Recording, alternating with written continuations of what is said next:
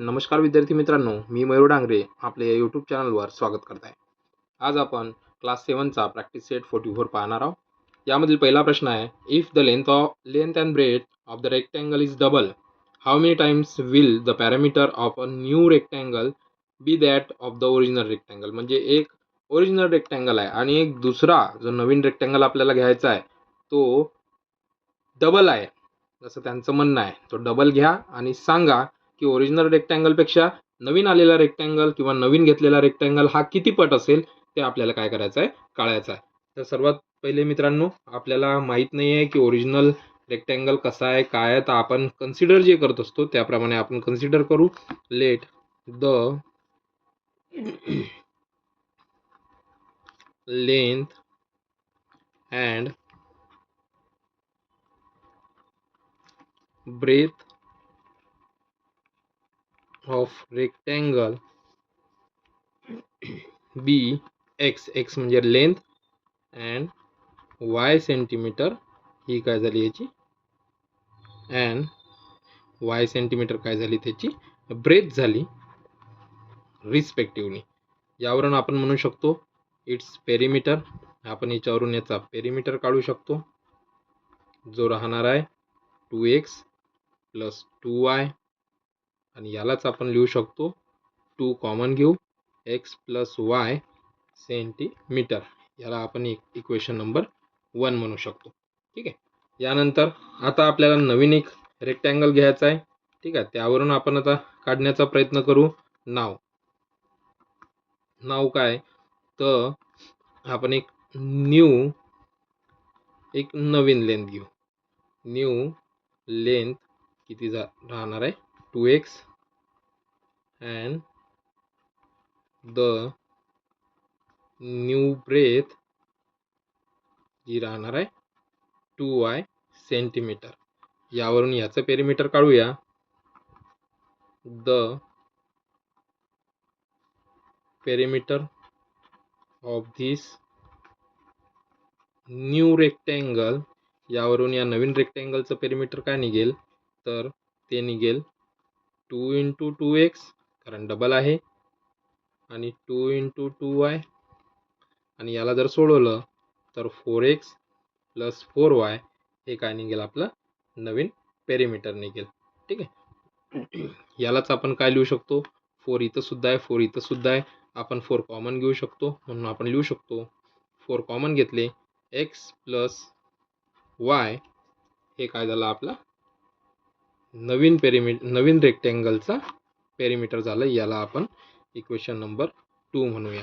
आणि from equation 1 and 2 बघा, पहिला रेक्टँगल जो होता त्याचं आपल्याला आन्सर मिळालं होतं 2 × x + y आणि दुसरा रेक्टँगल जो आहे त्याचा आन्सर आहे 4 × x + y. म्हणजे पहिल्या रेक्टँगलच्या डबल झालेला आहे दुसरा रेक्टँगल. म्हणून आपण काय म्हणू शकतो, आपण असं सुद्धा म्हणू शकतो द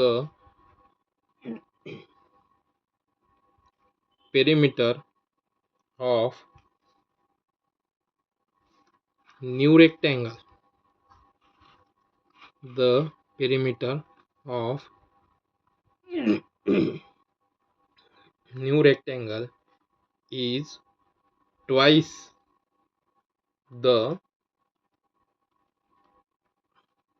ओरिजिनल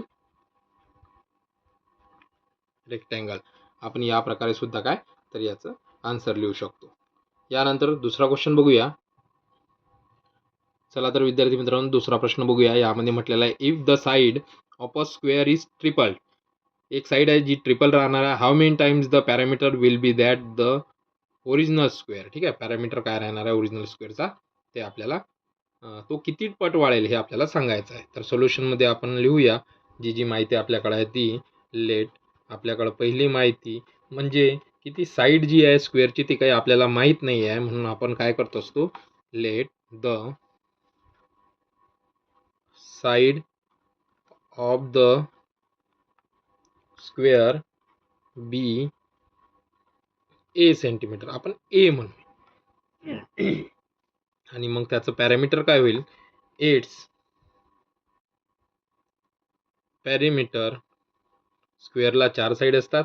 त्याचा फॉर्म्युला असतो 4 इंटू साईड, आणि साईड आहे आपली ए, म्हणून आपल्याला काय मिळणार आहे 4a सेंटीमीटर.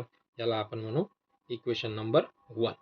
त्यासोबत आता आपण लेंथ काढूया.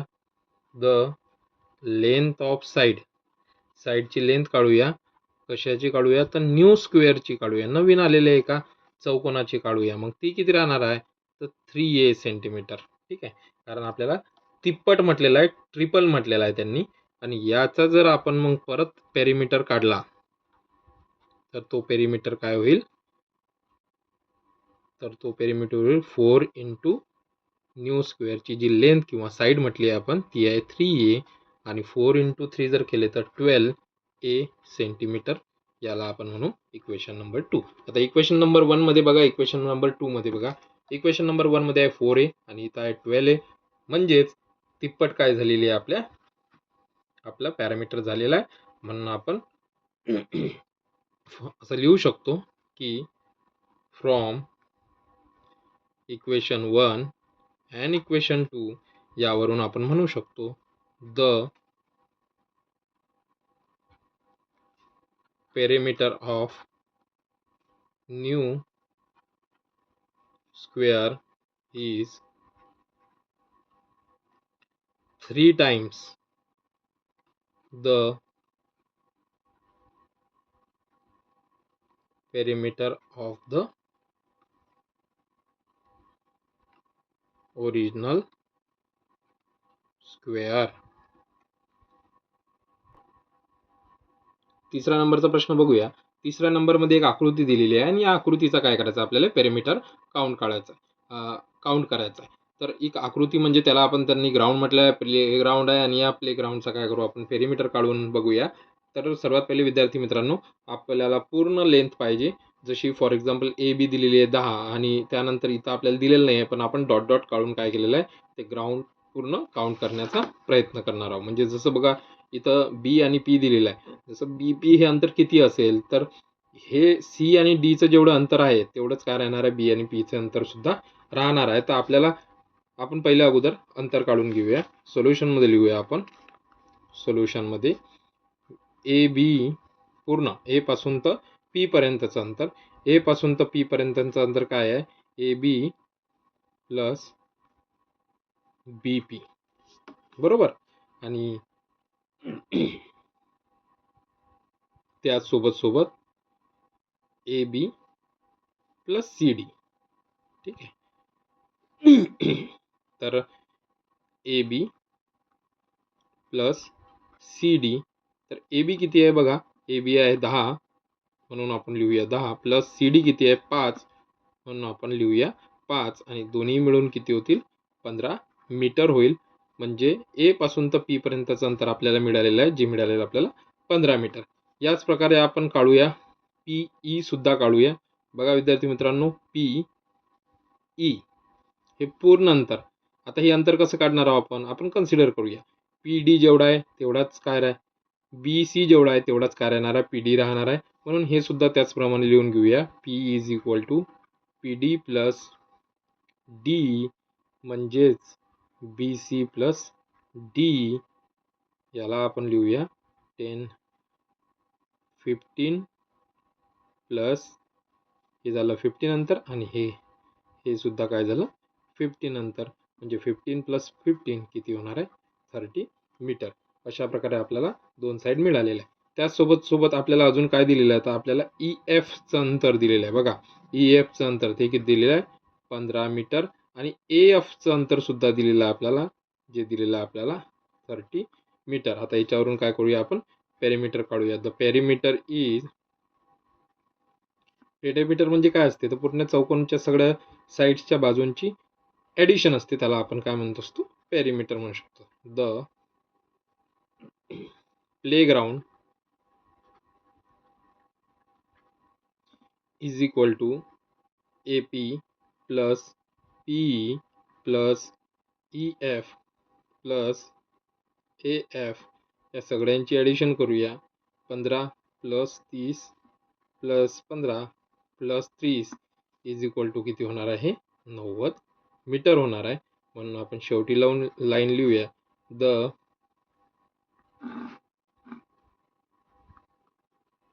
पेरिमीटर ऑफ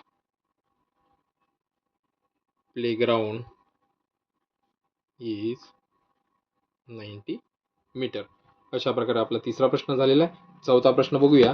चौथा प्रश्न दिलेला आहे, परत एक आकृती दिलेली आहे आणि या आकृतीत आपल्याला काय म्हटलेलं आहे त्यांनी की हा जो बॉक्स आहे ना, 2 ते इथपर्यंत काय तर 1 मीटरचं अंतर होते आणि यामध्ये त्यांनी जेवढे चौकोन आहेत त्या सगळ्या चौकोनची काय करायचे आपल्याला लांबी काढायची. जसं इकडचा एक, इकडचा एक, इकडचा एक, इकडचा एक. त्यासोबत सोबत हे आतले सुद्धा काय करायचे आपल्याला काउंट करायचे आहेत आणि त्यावरून आपल्याला काय करायचं आहे की त्यांनी म्हटलेलं आहे की what length of the leg will be the required to trim all 4 sides of all the napkin. एक नॅपकिन दिलेला आहे. ठीक आहे. चला तर आपण सॉल्व करूया. पहिले तर द साइड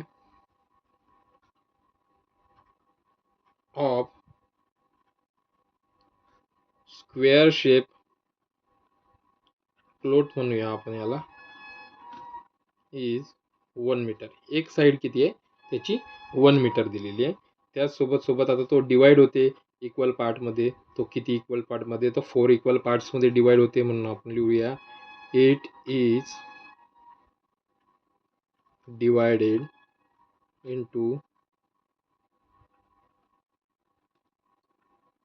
4 इक्वल पार्ट्समध्ये काय होतं तो डिवाइड होतो. आणि मग जर डिवाइड केला तर त्याची प्रत्येक साइड काय होणार आहे हाफ होणार आहे.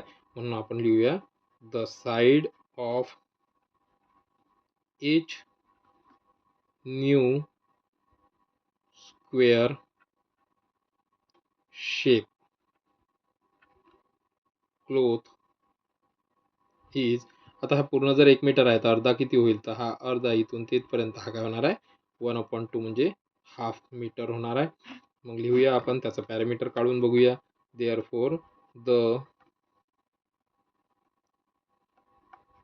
Parameter of 1 square. ठीक आहे. एका छोट्या स्क्वेअरचं पॅरामीटर काढून बघूया. शेप